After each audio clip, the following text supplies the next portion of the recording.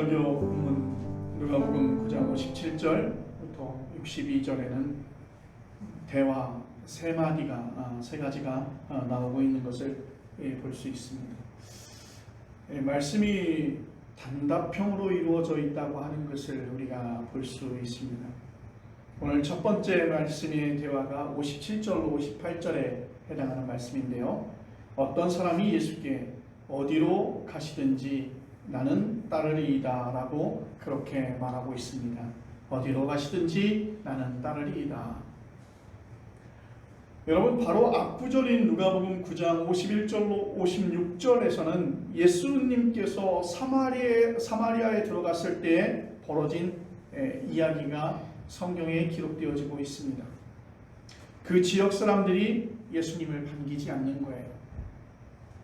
아니, 예수님을 반기지 않는 것이 아니라 예수님에 대하여 패역한 일들을 보이는 거였어요. 그러자 제자들은 화가 났습니다. 그래서 예수님께 이런 말씀을 드립니다. 주여, 우리가 불을 명하여 하늘로부터 내려 저들을 멸하게 하기를 원하시나이까. 제자들의 생각은 그런 거였어요. 어떻게 감히 너희가 예수 그리스도의 오심을 환영하지 않느냐라고 하는 것입니다. 예수님 말씀만 없어서 우리가 불을 명하여 하늘로부터 내려오는 저들을 멸하라 하기를 원하시나이까. 이때 예수님께서는 제자들의 이야기를 듣고 그들을 꾸짖으시고 다른 마을로 가자고 하셨습니다. 그 어떤 행동도 하지 않으시고 그 어떤 말씀도 하지 아니하시고 그냥 다른 마을로 가자고 하셨습니다. 여러분, 이런 사건들을 바라보면서 이런 일 직후에 어떤 사람이 예수님을 향해서 예수님 어디로 가시든지 나는 따르리이다 이렇게 예수님께 말을 했으니 예수님 입장에서는 굉장히 반가운 이야기가 아니었을까 이렇게 생각이 되어집니다. 그런데 예수님께서 이런 맥락에서 어울리지 않는 말씀 58절에서 하셨어요. 예수님이 어떻게 보면 침피를 당하신 거잖아요. 예수님이 사마리아로 들어가셨을 때 그들이 환영하고 예수님을 국빈으로 대접을 했으면 좋았을 텐데 예수님을 오는 것을 원치 않았어요. 그때 제자들은 분개했죠. 그런데 예수님은 거기에서 아무런 일도 행하지 아니하시고 그 마을을 떠나서 다음 마을로 가자고 하는 거예요. 예수님의 모습을 바라봤던 사람들에게는 실망이었을 수도 있지만 어떤 한 사람은 그렇게 말합니다. 예수님 얼마든지 말씀하십시오. 예수님이 말씀하시고 가시고자 하는 곳이 있다면 나는 무조건 따르겠습니다 라고 하는 그 표현의 말씀이 얼마나 반가운 말씀인가요? 정말 그래, 정말 좋은 이야기였다. 내가 어디를 가든지 너희가 따라준다고 한다면 나는 힘을 얻어서 어디로든지 가겠다라고 이야기를 할 수 있겠죠. 그런데 예수님께서는 58절 말씀에 또 한 번 실망을 할 수 있는 엉뚱한 맥락의 이야기를 합니다. 여우도 풀이 있고 공중에 새도 집이 있으되 인자는 머리 둘 곳이 없도다. 예수님을 따르겠다는 그 사람을 인정한다는 말씀인지 아닌지 이 말씀을 확인할 수가 없습니다. 예수님 당신은 오갈 데 없는 사람이니 따라올 생각을 아예 말라는 것인지, 여우도 굴이 있고 공중에 새도 집이 있는데 인자는 머리 둘 곳이 없다, 따라오지 마라, 예수님께서 이렇게 말씀하신 것인지, 아니면 따라오겠다라고 하는 그 제자의 이야기, 그 사람의 말에 진정성이 없다는 뜻일까? 예수께서 하나님 앞에 단독자로 선 자신의 실존을 한탄하신 것일까? 이어지는 나머지 두 가지 대화를 보면 그 답을 우리는 찾을 수 있습니다. 둘째 대화는 59절로 60절입니다. 예수께서 또 다른 사람에게 나를 따르라 라고 말씀하셨어요. 제자들을 부르실 때 늘 하는 말씀이 예수님은 나를 따르라 하시는 말씀이었죠. 이 사람은 예수님 따르겠습니다. 그런데 나로 먼저 가서 내 아버지를 장사하게 허락하여 주시옵소서. 아버지가 세상을 떠났다면 당연히 먼저 장례를 지내야 할 것입니다. 그런데 예수님께서는 의외의 말씀을 하십니다. 오늘 성경에서 보니까 죽은 자들로 자기의 죽은 자들을 장사하게 하고 너는 가서 하나님 나라를 전파하라. 아멘. 저는 이 말씀이 참 이해가 되지 않는 말씀이죠. 우리 대한민국, 특히 유교적 정서를 가지고 있는 이 민족에게 이 말씀은 참 이해가 되지 않는 말씀이고, 예수님이라고 하는 인물을 평가할 때에 가장 어렵게 만드는 그러한 요인이 아닐까 생각할 수 있습니다. 그런데 이 이야기는 비유로 읽는 게 맞을 것입니다. 하나님 나라를 전파하는 것이야말로 절대적이고 시급하고 중요한 일이기에 사람이 죽는 일보다 더 앞선 일이라고 하는 것을 예수님은 이렇게 표현하고 있는 것이에요. 아버지가 죽으면 당연히 장사해야 되겠죠. 장례를 치러야 되겠죠. 그런데 그것보다 더 중요한 일이 하나님의 나라를 전파하는 일이라는 것을 강조하시기 위해서 예수님께서는 이 말씀을 비유로 우리에게 주시는 것이라는 것이죠. 이와 비슷한 비유를 여러분은 기억하실 것입니다. 누가복음 14장 15절에 따르면 어떤 사람이 잔치를 베풀었어요. 약속된 날짜에 아랫사람을 보냅니다. 초대받은 사람들이 아주 바빴던 것 같아요. 밭을 산 사람도 있었고 소를 산 사람도 있었고 장가를 간다는 사람도 있었습니다. 그래서 밭을 샀다는 이유로, 소를 샀다는 이유로, 장가를 간다는 이유로 잔치에 오는 것을 부득불 갈 수 없다고 거절합니다. 여러분, 일상의 마음을 빼앗겨서 잔치의 기쁨을 외면한 것입니다. 이 둘째 대화에 나오는 이 사람 역시 장사 지내는 일로 인해서 예수님을 따를 수 없었다는 것입니다. 다른 말로 표현하면 하나님 나라의 그 긴박성을 이해하지 못한 것이지요. 머리 둘 곳이 없다는 예수 그리스도의 한탄이 이 시간 뼈저리게 이해가 되는 것입니다. 그리고 셋째 대화는 61절로 62절의 말씀입니다. 또 다른 사람이 예수님께 이렇게 말합니다. 주여, 내가 주를 따르겠나 마이는. 내가 주를 따르겠습니다. 그러나 나로 먼저 가서 내 가족을 작별하게 허락하여 주옵소서. 가만히 생각해 보세요. 예수님께서 나를 따르라 말씀하시는데 여우도 굴이 있고 하늘에 새도 집이 있는데 인자는 머리 둘 곳이 없다고 하는 예수님을 따르겠다고 하는 사람은 언제 가족에게로 돌아올지 그 기약을 할 수가 없어요. 그래서 예수님께 말합니다. 예수님, 제가 예수님을 따라가겠습니다. 그렇지만 나로 먼저 가서 내 가족들에게 내가 예수님을 따라가기 위해서 이렇게 길을 떠나게 되었다고 가족들에게 이별을 하게 허락해달라는 것이죠. 아무도 그를 탓할 수 있는 사람이 없을 줄로 압니다. 가족에게 말하지 않으면 야반도주하듯이 예수의 제자가 될 수는 없는 것 아닙니까? 이번에도 예수님께서는 예상외의 말씀을 하셨어요. 오늘 본문 말씀에 아주 중요한, 아주 대표적인 말씀인데, 손에 쟁기를 잡고 뒤를 돌아보는 자는 하나님 나라에 합당하지 아니하리라. 아멘. 손에 쟁기를 든 사람이라고 하는 비유를 오늘 성경은 말하고 있습니다. 앞에서 끄는 소의 힘이 그 사람의 온 몸에 전달되는 것입니다. 그는 방향을 정확하게 정하고 쟁기를 채워야 할 것입니다. 만약 그가 뒤를 돌아본다면 소의 힘을 쟁기에 전달하기 어렵고 밭의 골을 똑바로 낼 수가 없습니다. 하나님 나라에 합당한 사람은 가족과의 작별 인사도 생략할 정도로 하나님 나라의 그 일에 집중해야 한다는 뜻이죠. 우리의 현실과 매우 동떨어진 가르침일 것입니다. 아버지를 장사 지내는 일과 가족에게 작별 인사를 나누는 일이야말로 우리에게 굉장히 집중해야 되는 일 아닐까. 여러분, 그런 상상을 해봐요. 요즘에 자연재해가 굉장히 많은데 하나님 나라를 쓰나미나 대지진처럼 강력한 힘이라고 여러분 생각해 보십시오. 하나님 나라가 임박했는데 하나님의 나라가 정말 저 쓰나미나 지진처럼 그렇게 강력한 힘을 가졌다고 한다면 여러분, 어떤 바보 같은 사람이 집에 들어가서 가재도구를 챙길 시간이 있습니까? 그리고 이웃들에게 인사를 나눌 여유가 있습니까? 여러분, 무조건 최고 안전한 지대로 피하는 게 가장 최우선 아닐까요?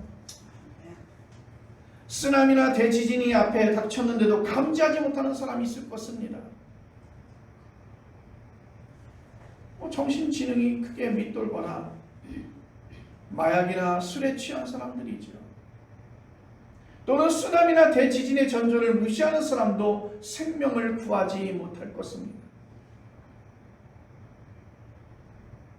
마치 노아가 지은 그 배에 타지 못했던 사람들처럼, 그리고 소돔성의 그 멸망을 볼 때에 그들과 함께 살았던 그 소돔성의 사람들처럼 기후위기를 맞는 21세기 현대인들도 그와 크게 다르지 않을 수 없습니다. 그런데 가만히 생각해보면 이렇게 쓰나미나 대지진은요, 전조현상이 보여지고요, 그것이 눈으로 보여진다는 거예요. 그런데 오늘 성경에서 말하는 예수님의 하나님 나라, 예수님이 말씀하시는 하나님 나라는 도대체 무엇일까요? 그걸 우리가 어떻게 경험할 수 있을까요? 쓰나미나 대지진은 일단 눈에 보이기라도 하는데 하나님의 나라는 전혀 보이지 않습니다. 그런데 예수님은 보이지 않는 그 하나님 나라를 우리 보고 전파하라고 말씀하시고 있습니다. 대다수의 그리스도인들이 하나님 나라를 전파하라거나 하나님 나라가 가까이 왔다거나 하나님 나라에 합당하지 않는다는 말씀 앞에서 매우 당혹스럽습니다. 아마도 좋은 뜻으로 이제 하나님의 나라가 임박했으니, 하나님 나라가 가까웠으니 하나님 나라를 전파하라는 이 말씀은 바로 좋은 뜻으로 전도하라는 말씀 아닐까? 또는 교회 안에서 예배하는데 교회 안에서 충성하라는 말씀 정도로 우리는 그렇게 이해하죠. 물론 이렇게 이해해도 굉장히 큰 영향을 받는 것이죠. 나름으로 열심히 충성 봉사하다가 시간이 지나면, 세월이 지나면, 그리고 교회의 직분이 높아지면 높아질수록 매우 시들해지지요. 예수 그리스도가 선포한 하나님 나라에는 관심이 멀어지고 교회가 무슨 하나의 조직처럼 교회와 직책만 남아있는 것을 볼 수 있습니다. 저와 같이 전업인 목사도 하나님 나라에 관심이 없고 순전히 목사라는 직책과 교회 부흥이라고 하는 구체적 성과에만 목숨을 걸고 있다는 것이죠. 직책과 목회 성과도 필요합니다. 그로 인해서 하나님 나라의 관심이 줄어드는 것이 문제라는 것이죠. 여러분, 교회 성장하는 일 얼마나 중요한 일이에요. 교회가 확장되어지는 일 매우 중요한 일입니다. 그런데 교회가 성장하는 일, 교회가 확장되어지는 그 일 때문에 여러분, 하나님 나라의 관심이 줄어든다면 그것은 매우 잘못된 일입니다. 지금 여러분은 아버지의 창례까지 포기하고 가족과의 작별 인사도 사소하게 여길 정도로 하나님 나라를 갈망하고 있는지, 예수님은 오늘 이 시간 그렇게 우리에게 말씀하고 있습니다. 아버지의 창례보다 가족과의 이별 인사보다 더 중요한 것이 바로 하나님의 나라라고 그렇게 말씀하고 있는데, 여러분, 지난 신앙의 여정 가운데 여러분 마음속에 그 하나님의 나라라고 하는 그 말씀이, 하나님의 나라라고 하는 그 임박했다는 그 말씀이, 여러분 그것을 한 번이라도 갈망한 적이 있는지. 저는 그렇게 생각합니다. 이것이 경험되지 못하고 이것이 실감나지 않는 것은 바로 하나님 나라를 내가 인식하고 실감하고 있는가라고 하는 그 인식의 문제라는 것입니다. 누군가를 열정적으로 사랑해보지 못한 사람은 사랑의 능력을 실감하지 못하는 것 아닙니까? 오늘 성경 본문 60절과 62절에 나온 하나님의 나라, 헬라어 성경에는 그 말씀을 바실레이아, 여기에는 하나님의 영광, 하나님의 임재, 하나님의 통치 이러한 내용들을 가지고 있는데, 이 말씀의 핵심적인 의미는 다스림이에요. 세상 권력도 다스림이죠. 대한민국 대통령은 대한민국 영토 안에서 다스리는 권력을 행사할 수 있습니다. 원칙적으로 입법, 사법, 행정 권력 가운데 행정 권력을 행사하고 있지만, 대통령제의 특징으로 인해서 대통령의 권력이 그 다른 권력들을 압도하고 있습니다. 대통령이 가지고 있는 그 힘이 있지만 그 힘 바깥에 있는 것까지 영향력을 미친다는 것이죠. 이런 정치와 경제의 다스리는 권력은 쉽게 눈에 들어오는 반면에 하나님의 다스림은 그렇지 못해요. 여러분, 대통령의 권력 그러면 아까 예로 말씀드렸던 쓰나미나 대지진처럼 여러분들 그렇게 인식이 될 거예요. 그런데 하나님의 다스림은 그렇지 못하다는 것입니다.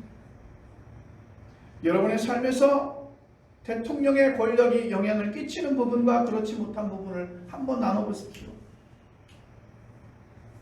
여러분, 아주 우리의 삶에서 중요한 부분은 대통령이 우리에게 영향을 끼치지 못합니다. 우리가 숨쉬고 있는 것, 우리가 밥 먹고 있는 것, 우리가 막 운동하면서 속에서 찬양이 막 이렇게 우러나오는 것, 가끔 고개를 들어서 저 하늘을 보면서 지나가고 있는 그 구름을 우리가 바라볼 수 있는, 장대같이 쏟아지는 그 빗소리에 한참을 젖어서 그 빗소리에 잠겨 있는 것이라든지, 좋은 사람들과 함께 모여서 차를 마신다든지. 여러분, 우리 삶에서 중요한 것들은 대통령의 권력이 어떻게 좌지우지하지 못한다는 것이죠. 물론 삶에 대한 이해 수준이 크게 떨어지거나 독재 유형의 대통령이 나라를 다스리면 간접적으로 영향을 받기는 하지만, 대한민국 정도의 수준에 올라선 나라에서는 거의 영향을 받지 않습니다. 여러분, 세상의 정치와 경제 권력이 좌지우지 못하는 그 생명의 리얼리티가 곧 하나님의 다스림, 즉 하나님의 나라인 줄로 믿으시기를 바랍니다. 우리가 경제 정의를 세우려고 투쟁하는 이유는 모든 이들이 이런 생명의 리얼리티를 보다 더 풍성하게 누릴 수 있는 제도를 만들려고 하는 데 있습니다. 중요한 것은 제도가 조금 부족해도 하나님은 다른 방식과 다른 깊이에서 우리의 생명을 다스리신다는 사실입니다. 여러분, 오늘 이 시간 그 하나님을 만났을 때 그는 손에 쟁기를 잡고 뒤를 돌아보지 않는 사람으로 살게 될 줄로 믿습니다. 그 하나님이 나의 삶 가운데서 구체적으로 누굴까?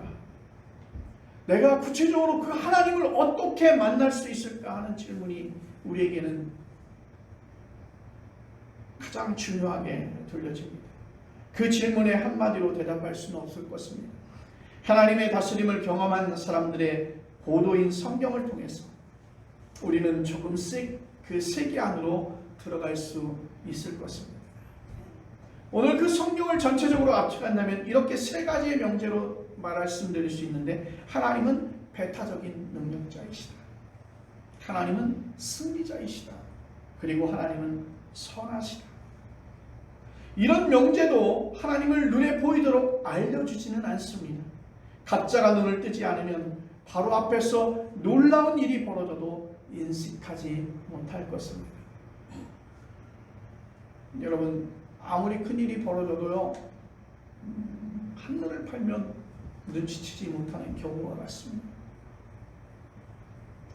대한민국에도 요즘에는 동해상 안에서 지진이 발생을 하죠. 10년 전, 20년 전에는 지진은 우리와는 전혀 다른 세계의 것이라고 생각했는데, 실제적으로 이렇게 지진의 피해를 경험합니다. 어느 날 공해상에서 일어난 사도 지진, 그 지진에 어떤 사람은 그 지진을 느끼기도 하고 어떤 사람은 그 지진을 느끼지 못한다는 것이죠. 그가 어디에 집중하고 있느냐라고 하는 것입니다. 하나님에 관해서 성경이 말하는 세 가지의 명제는 하나님 나라가 가지고 있는 미래의 지향성을 가리킨다고 그렇게 말씀드리고 싶습니다. 여러분, 우리가 살아가고 있는 세상에서는 하나님의 배타적인 능력과 그 승리와 그 선하심을 실질적으로 경험하기 어렵습니다. 악한 세력이 더 기승을 부리기도 하고 하나님이 무기력해 보이기도 합니다.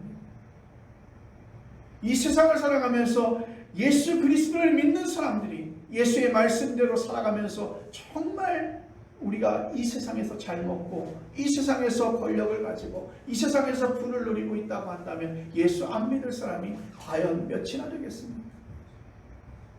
그런데 교회 안에서 말씀을 통해서 우리가 받는 말씀과는 다르게 세상에서는 세상이 더 악한 세력이 기승을 부리는 것처럼 보이지 않습니까?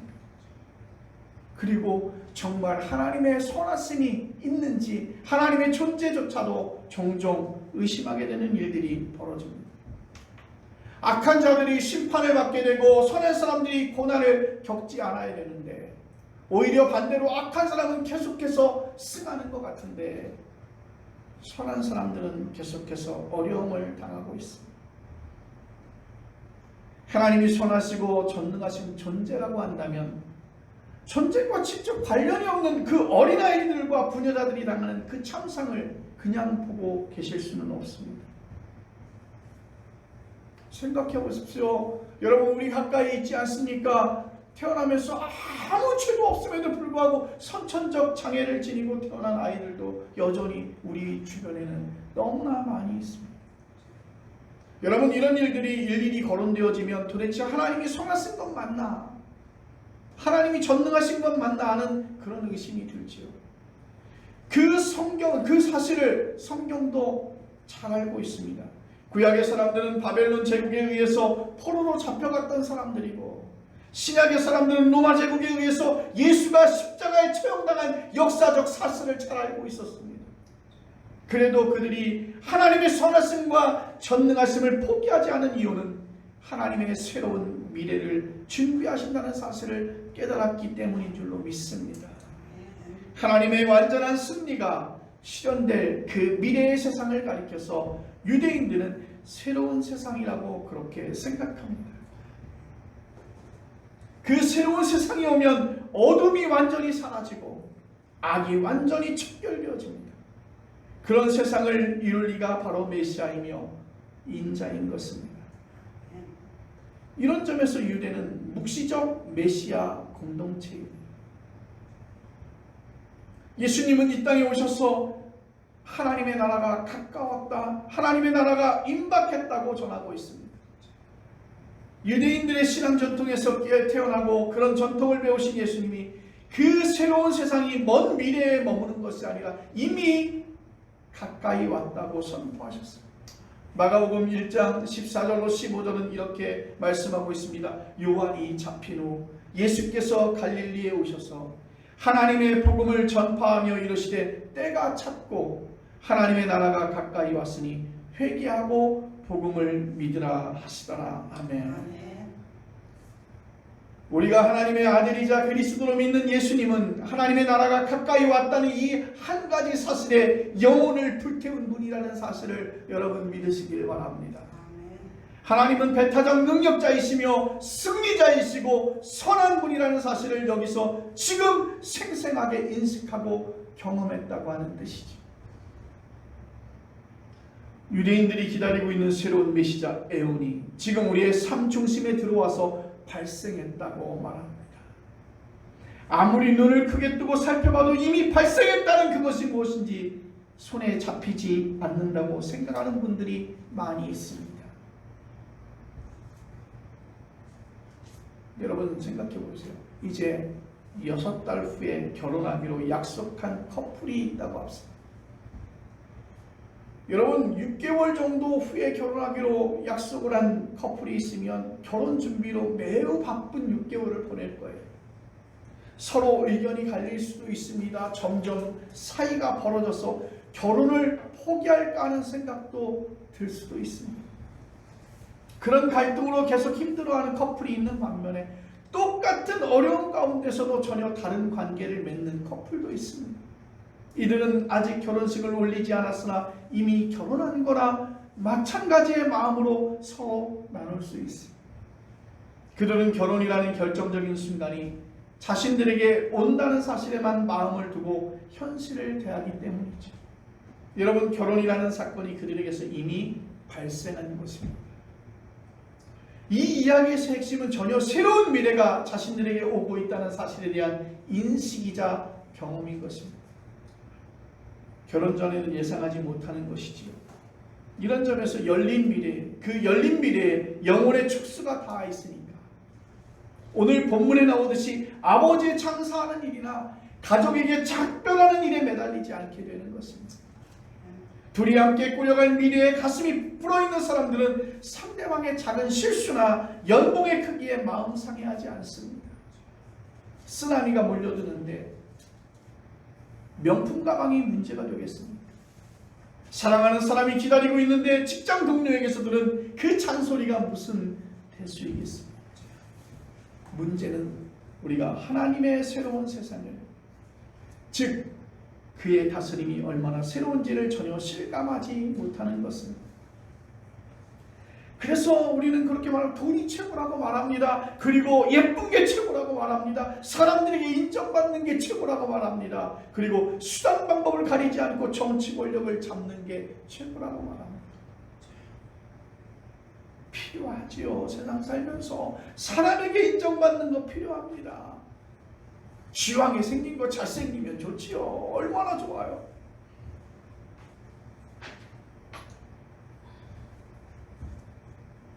여러분, 쟁기를 잡고 뒤를 돌아볼 수밖에 없는 사람.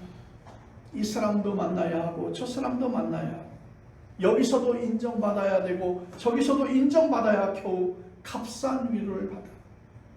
빛이 없으니 빛 비슷한 것에 미련을 둘 수밖에 없습니다. 그렇게라도 만족하고 살면 다행이겠습니다만 여러분, 그런 사람들이 다 이단 사이비에 많이 쫓아가서 그 구원의 경험이라고 그들은 말하지 않습니까? 여러분, 잊지 마시라고 또 한 번 강조합니다. 하나님의 미래는 비슷한 일의 반복이 아니라 우리가 예상할 수 있는 것이 아니라 완전히 새로운 일의 발생이라는 사실을 기억하시길 바랍니다. 여러분의 10년 후에 어떤 인생을 맞고 싶은가요? 여러분의 20년 후에는, 아니 여러분의 죽음 후에는 어떤 일이 여러분에게 일어나기를 바랐습니까? 지금 이 세상에서 삶이 끝나도 전혀 아쉬울 게 없을 정도로 하나님이 행하실 그 새로운 미래가 기다려지십니다. 하나님께서는 제가 상상할 수 있는 세상과는 비교할 수 없을 정도로 놀라운 미래를 준비하고 계신다는 사실을 여러분 믿으시기를 바랍니다. 이런 믿음으로 사는 사람들은 사도 바울의 표현대로 이미 새로운 피조물인 것입니다. 이전 것은 다 지나갔습니다. 지금 소유한 모든 것을 잃어도 아쉬울 게 없기에 뒤에 있는 것을 잊어버리고 앞에 있는 것을 잡으려고 달려가는 사람. 그래서 나는 날마다 충노라고 고백할 수 있는 사람. 그렇다고 땀 흘리는 챙기지를 쉬지는 않습니다. 야곱이 약복강 나루터에서 천사와 씨름하다 허벅지에 관절을 다쳐 쩔뚝거리면서도 떠오르는 태양빛을 받으며 고향을 향해서 발걸음을 내디뎠듯이 하나님의 예비하신 새로운 미래를 향해서 구도다처럼 우리의 길을 걸어갈 수 있는 그런 성도님들 되어지기를 간절히 바랍니다. 기도드리겠습니다.